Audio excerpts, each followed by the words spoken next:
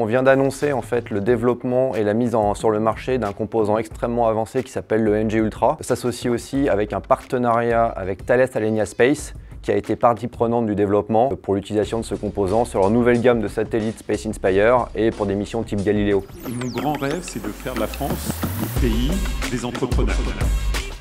Nouvelles compétences, des intelligences. Le clé de la liberté, c'est d'entreprendre. C'est des risques avant tout. Entreprendre, c'est compliqué.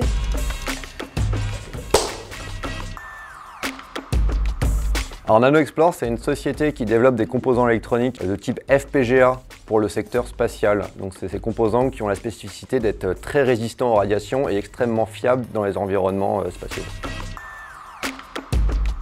NanoExplore participe beaucoup à la réindustrialisation, à l'envie d'offrir une technologie qui n'existe plus sur le sol européen et j'aime beaucoup faire en sorte que la France brille à travers notre activité. Et c'est très vrai, par exemple, on entend souvent que la France n'est plus capable d'innover dans l'électronique, on est bon à faire des sacs à main, des baguettes, etc. Et bien ça, c'est quelque chose qui, moi, m'énerve énormément et j'aime beaucoup, justement, à travers nos activités, montrer qu'on est capable de faire des choses ambitieuses et de récupérer un savoir-faire considéré comme perdu.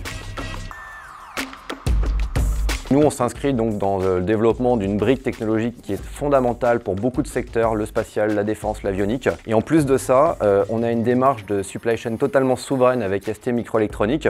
Et donc, on va faire vivre et permettre en fait à une supply chain de renaître en Europe. Et d'ailleurs, le NG Ultra qu'on vient d'annoncer est l'un des composants pilotes pour dérisquer cette supply chain. Alors les FPGA, de manière générale, sont très largement utilisés dans le spatial et dans beaucoup de secteurs. L'application phare, ça va être l'ordinateur de bord du satellite, par exemple. Donc c'est un peu comme un ordinateur chez vous, c'est l'ordinateur qui va faire en sorte que votre satellite fonctionne. En gros, si mon composant ne marche pas pour une raison quelconque, le satellite s'arrête et globalement, je plante la mission. Alors la pire galère aujourd'hui, c'est clairement le recrutement. Pour vous donner un ordre de grandeur, on a à peu près 30 à 40 positions ouvertes aujourd'hui depuis un an. Donc on a 4 chasseurs de tête au niveau international qui travaillent pour nous et honnêtement, c'est la croix et la bannière. Notre rêve de croissance, aujourd'hui, c'est couvrir le marché space mondial, de se diversifier vers d'autres secteurs. Donc pour vous donner des chiffres, en 2027, on espère à peu près 100 millions de chiffre d'affaires et à horizon 2030, 500 millions.